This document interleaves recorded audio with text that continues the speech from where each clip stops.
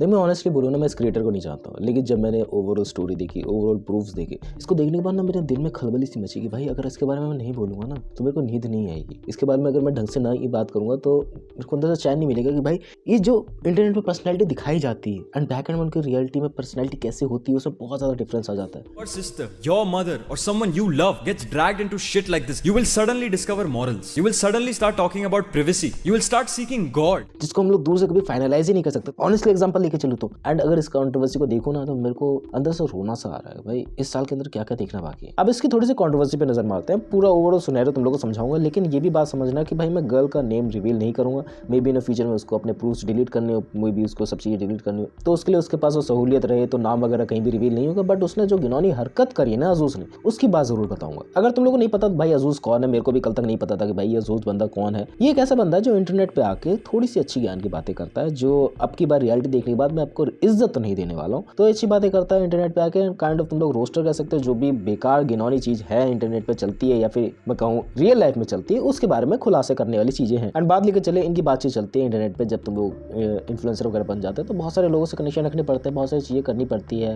And जो लड़की के साथ ये सब हुआ है वो इनकी सोशल मीडिया मैनेजर भी कह लो, काइंड ऑफ तुम लोग कह लो ब्रांड डील्स लानी भी कह लो। सो बहुत सारे प्रूफ उससे रिलेटेड दिए गए, तो हाँ बहुत ही क्लोज वन अजूज के थी। एंड ऑल्सो ये बात भी कंसिडर करना he has a boyfriend, and अजूज उसको एक शूट के लिए बुलाता है क्योंकि वो म्यूजिक वीडियो भी प्रोड्यूस करता है, तो उससे रिलेटेड उसको एक रील बना देती है। तो काइंड ऑफ ये दोनों आपस में दोस्त बन जाते हैं, पहले से बातचीत चलती हुई आती है, एंड ब्रांड डील्स वगैरह भी ये लोग कर रहे होते हैं। एंड उसके बाद रील की शूट के लिए जाना होता है अजूज के दोस्त के घर पे, बट वो प्लान कैंसिल हो जाता है एंड अजूज उसे अपने घर पे बुला लेता है। एंड बात लेकर चले इन लेडी को जिनके साथ ये घटना घटी है, इनको एक बीमारी हार्ट से रिलेटेड, जिस वजह से ये घर में अकेले नहीं रह सकते, कोई ना कोई इनका ध्यान रखने वाला होना चाहिए। एंड बात लेकर चले इनके बॉयफ्रेंड घर पे क्यों नहीं जा पाए, क्या उनका रीजन था पता नहीं मुझे, मे बी भाई कुछ पर्सनल कंसर्न होंगे उनके बॉयफ्रेंड वगैरह के, बट ये अजूज से हेल्प मांगती क्या मैं तुम्हारे घर पे रुक सकती हूँ, ऐसा सब करके। एंड 3 दिन ये उनके घर पे रुकती है। एंड बात लेकर चले 3 दिन तक सब कुछ नॉर्मल चल रहा होता है, मूवीज देख रहे होते हैं, गाने सुन रहे होते हैं, सब कुछ एकदम नॉर्मल से चल रहा होता है। लेकिन चौथे दिन रात को 1 बजे, मैं उसको वर्ड्स में एक्सप्लेन नहीं कर सकता, घिनौनी चीज। On the night of the 4th January, early morning of the 5th January around 1 to 2 AM, we were both asleep. Then out of nowhere, he touched me inappropriately and also starting making explicit remarks towards me. And then he forcefully had sex with me. Whilst I kept him telling no, yet he still continued me, and he only stopped when I started crying because it hurts a lot. That's when he finally stopped and she started asking me what was wrong and asked me why I am crying, as if he didn't know. Then he started being nice to me and asking me what happened, if I was crying because I have an issue at home, or W my relationship. And he continued to pretending him rape was not the main issue. As soon as this happened, I texted my boyfriend about it at around 3 AM that I will come see him the next day. And उसके बाद ये अपने boyfriend को सारी चीजें बताती है and उसका बॉयफ्रेंड आता है। The next morning I was scared to leave this place when I wanted to be because I was afraid of him. I had pretended that everything was normal between us again. I was afraid that he might to do something even worse than had already happened a few hours before, so I did not confront him and I just made him excuse to leave. Later that day around 4:30 PM, after I had left, my boyfriend and a mutual friend of a mine, Azuz, went to confront him. The friend knew where he lived and had access through my gate. Because my boyfriend could not enter the building alone, when he confronted him, he denied everything. उसके बाद भाई ये सब कुछ मना कर देता है कि ऐसा कुछ हुआ ही नहीं था, ऐसा लगता सब कुछ नॉर्मल ही चीज थी। However, at the same times, in my DMs, he was apologizing to saying sorry. I had told him clearly that he did not want to do this, that I did not want to have a sex with him, and that I said no.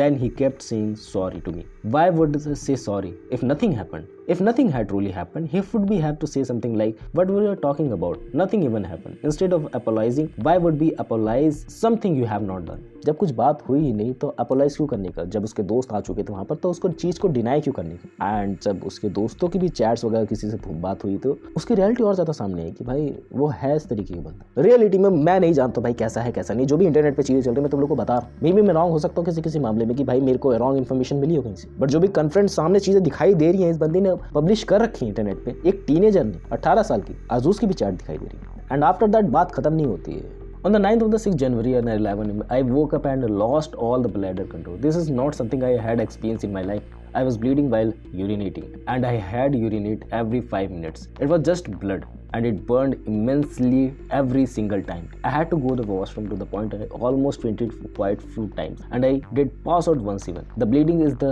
regard would be only happen because there was a service damage on the urethra because of the excessive force and pressure. And उसके बाद ये लड़की government hospital में जाती है and जब दर्द हद से ज़्यादा बढ़ जाता है उसको वो सारे इशू हॉस्पिटल को बताने होते हैं और उसके बाद हॉस्पिटल को ये जिम्मेदारी बनती है कि भाई वो पुलिस को बुलाए क्योंकि that was that case. And उसके बाद जब पुलिस आती है पुलिस वाज लाइक तुमने गलती करी है, तुम क्यों गई थी उसके घर पे, ये हमारे देश की पुलिस। एंड इस वजह से वो और ज़्यादा प्रॉब्लम्स में आ जाती कि भाई नहीं करना है। एंड पुलिस वाले उसके बाद बहुत ज़्यादा चीज़ें बोलते हैं, उसके आधार कार्ड ले लेते हैं, उसकी कॉपी वगैरह निकालते हैं, उसकी ओवरऑल चीज़ें स्टेटमेंट लिखवाते हैं, ज़बरदस्ती साइन वगैरह करवाते हैं। एंड एट द एंड आके अभी तो उसने केस नहीं कराया उस पर, बट आगे सिनेरियो इस हिसाब से लग रहा है मे बी केस हो सकता है एंड डेफिनेटली होना चाहिए। ऐसे बंदों को छोड़ना नहीं चाहिए भाई जो इंटरनेट पर अपनी पर्सनैलिटी कुछ भी बना के बैठे हुए हैं, रियली में कुछ और ही हो। यह वाला केस सच में छू गया भाई, पता नहीं जो पेन है ना मैं फील कर पा रहा हूँ टेक्स्ट से, पता नहीं कैसे। Later that night I was escorted by the police to my house because it was extremely late at the night and during that in the car I was being harassed for not timely reporting it, not be careful, like all of this my fault। Police वाले इसके ऊपर fault डाल रहे हैं कि सारी गलती तेरी है, तेरी वजह से सब चीज़ें हुई है, तुझे नहीं जाना चाहिए था, तुझे सब चीज़ें नहीं करनी चाहिए थी, तुझे सबसे पहले ये चीज़ें पुलिस में आके कंप्लेन करनी चाहिए थी तेरे साथ हुई है। एक 18 साल की बच्ची के ऊपर क्या बीतेगा। मैं तो सोच रहा हूँ भाई उसके पास इतनी थिंकिंग भी आई कि उसने ये सब चीज़ें बना के डाली। अब मैं गलत हो सकता हूँ बहुत सारे मामलों में, बट भाई नहीं दिमाग चलता भाई, जब तुम्हारे ऊपर बीतते तब दिमाग एकदम सुन्न पड़ जाता है। तुम्हारे पास ऐसे बहुत ज़्यादा हार्ड मोमेंट्स आए होंगे कभी लाइफ में जिस टाइम तुमने कुछ सोचना ही बंद कर दिया होगा कि भाई जो भी चल रहा है फ्लॉलेसली चल रहा है एंड टाइम थम चुका है, ये लाइट मुझे घूर रही है, ये कैमरा मुझे घूर रहा है, what thing will be next. बहुत सारी सिचुएशन आती है एंड दैट सिचुएशन को इमेजिन कर पाना ही बहुत ज़्यादा मुश्किल है। एंड उसके बाद इस लड़की का अजूज़ से और भी ज़्यादा बातचीत होती है कि भाई मेरे सब ऐसे इशू है, मैंने अपने बॉयफ्रेंड को बताया, मैंने पुलिस कंप्लेन करी है, ये हुई है चीज़ें।